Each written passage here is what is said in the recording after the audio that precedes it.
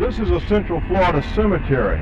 This is where we dispose of our dead through a custom called a funeral. It is a ritual that, with some slight variations, is shared by most cultures on Earth. Mankind has been practicing this custom for some 40,000 years. We've buried our dead in caves and mounds. We've mummified our dead, placed them in pyramids. We've entombed them in mausoleums. We've cremated them. We've buried them at sea. But there's one common thread through all of this, and that is the belief that after the physical body dies, that the spirit lives on.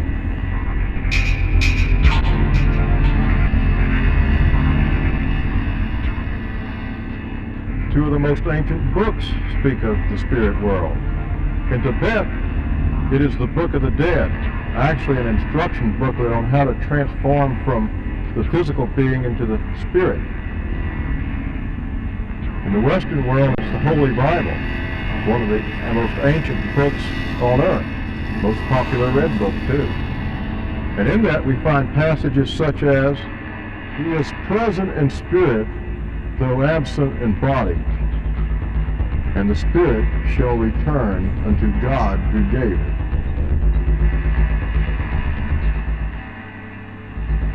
We hope for something beyond the grave, and some people claim to have witnessed evidence of spirits.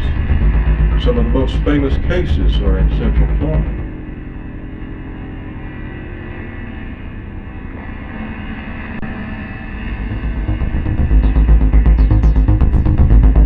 This famous eatery in Rockledge, Florida has been featured in numerous publications, not because of its fine foods, but because of its hauntings. Built in the 1920s, Ashley's is a quaint dining establishment which since the 1930s has had its own resident ghost.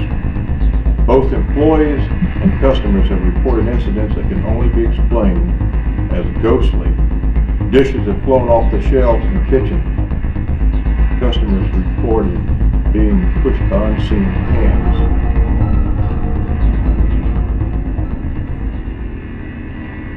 In 1993, parapsychologists investigating Ashley's were able to record a strange ghost-like swirling mass of some kind of energy on a thermographic camera. Other visiting mediums have reported detecting unusual cold spots in the building. According to the legend, Ashley's is haunted by the spirit of a young girl named Ethel Allen, who supposedly was brutally murdered in the storeroom during the 1930s. Now, as all such cases, we do have some physical proof to at least part of this haunting story. In 1934, there was indeed a young girl who was murdered. She was 19 years old, and her body was found dumped into the Indian River. The young girl was buried in a simple grave on Merritt Island, but her killer was never captured.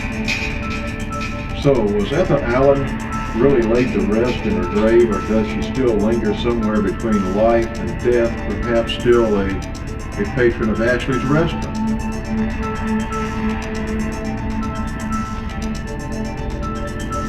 Is it possible that spirits can linger around and affect the lives of the living?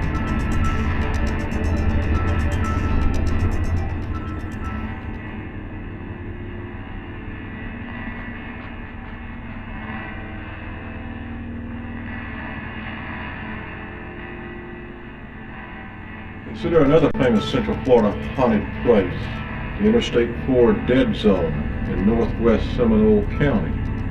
In this quarter-mile section of highway, there is more traffic accidents than all other sections of the interstate. But to understand the haunting of the Dead Zone, you have to understand a little bit about the history of what's buried beneath the interstate highway. In 1887, there was a plan to establish a Roman Catholic colony on this site, it's now called the Dead Zone. Then in the fall of 1887, yellow fever struck the colony, claiming lives of 4 members of one family. They were buried in a small family cemetery. The land changed ownership many times, and the 4 small wooden markers eventually decaying. By 1900, this area had turned into the old town of Monroe, Florida. But the graves were still identifiable. Then in 1960, the government bought the land for the building of the interstate highway. The little cemetery was identified to surveyors for removal. However, they were never removed. Fill dirt was dumped on top of the graves to elevate the new highway. Strangely enough, at this very same time that the graves were disturbed, Central Florida was hit with Hurricane Donald, the worst storm to strike the interior of Florida in generations. And the eye of this great storm passed right over the graves. The storm caused severe damage and flooding and disrupted highway construction for weeks. Since Interstate 4 opened in 1962, there have been more accidents in this short section of highway than any other part of the interstate from Daytona to Tampa. One count estimates as high as 1,700 accidents since the highway opened. State highway records show 44 accidents with 65 injuries in just a 24-month period between 1995 and 1996. Some motorists report that their cell phones won't work. Mediums have reported cold spots on this section of the highway. So is this the work of spirits, perhaps a little payback for disturbing the dead? It does present some questions, like can the living and the dead affect each other?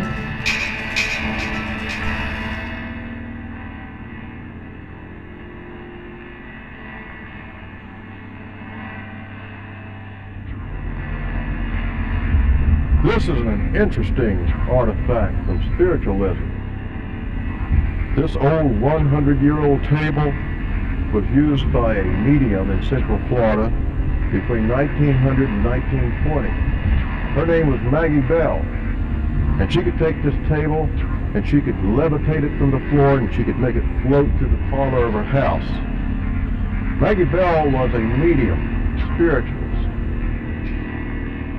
Back in the 1890s, spiritualism gained a lot of popularity, and then it seemed to kind of drift off, but then it came back again in the late 1920s. But a lot of people were attracted to spiritualism because they thought they could talk to their lost loved ones in the spirit world. Well, Maggie Bell could cause rapping sounds to come out of the table. She could make voices emanate from the walls of her parlor.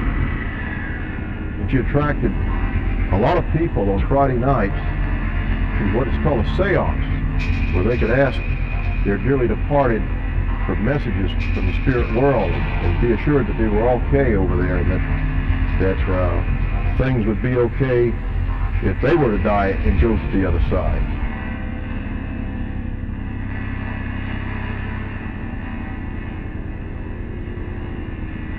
Colby was born in 1848 in New York, and he became a medium, a spiritualist. As a matter of fact, he was known as a seer of spiritualism, and he would travel through several different states conducting seances.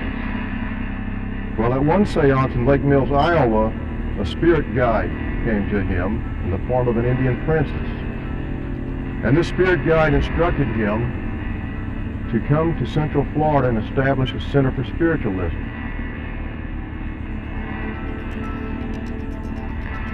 When Colby came to this part of Central Florida, it was wilderness, much like you see right around this area.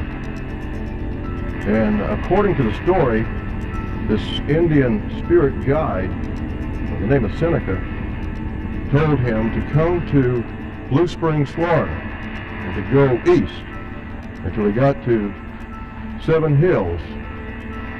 Hills like running through these woods.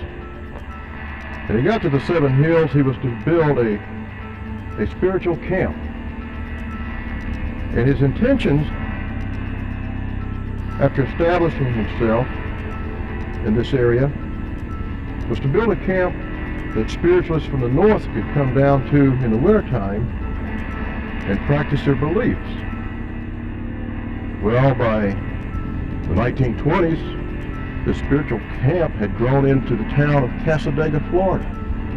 And so today in Central Florida, we have one of the most famous spiritualist camps in the nation. It's a town where all of its residents are psychics and mediums.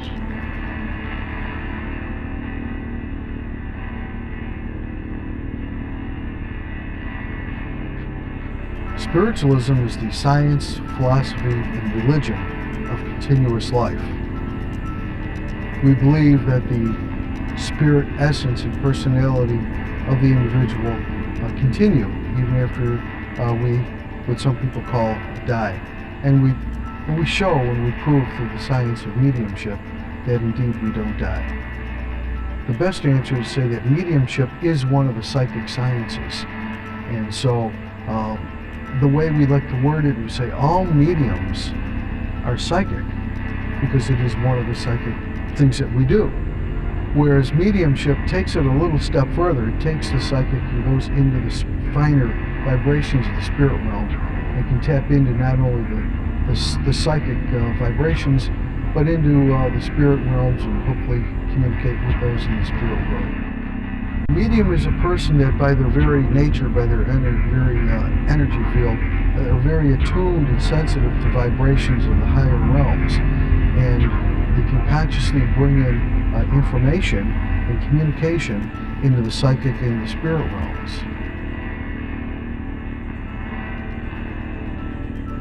Again, I'm asked that, can anybody be a medium? In a sense, we all have mediumistic abilities because of our makeup. But that's like asking, can anybody play the piano? For the most part, everyone will learn to play a little something, some will get a little better, and some will go on to play Carnegie Hall. So it's really a question of whatever innate ability you have, if you're aware of it, and if you're willing to develop it, and whatever level will depend on, like I said, like playing the piano. Some will get better, some will get real good. So it's kind of an individual thing, but we all have the ability. Children tend to be more sensitive because they haven't had the opportunity to be told that this can't be, therefore it isn't. They haven't had the time to be conditioned out of it up until around the age of 7, but that's kind of a flexible number. But at about the age of 7, they're still kind of fairly new from whence they came. They're still fairly newly arrived from the spirit world, pretty much wide open. The part of the brain that acts as the receiver for the psychic and spirit communications is more developed, say, than the conscious mind of the left brain, that tends to be more logical, analytical, critical, judgmental, which after age 7 into adulthood tends to overshadow our intuitive psychic awareness that children normally have. So it really calls for study and knowledge and scholarship and discernment to know what's happening when we get into hauntings and poltergeist. And poltergeist activity and hauntings need to be looked at and analyzed and researched by people who have the knowledge and the open mind. Haunted places, unexplained phenomena, communications with the dead. Whether you are a skeptic or a believer, there's one thing that cannot be denied. And that is, there's more of the dead than there are the living. So the odds seem to fall in favor of the dearly departed. But if only one of the things that you have seen in this program is true, then this is not the end of the line. This is only the beginning.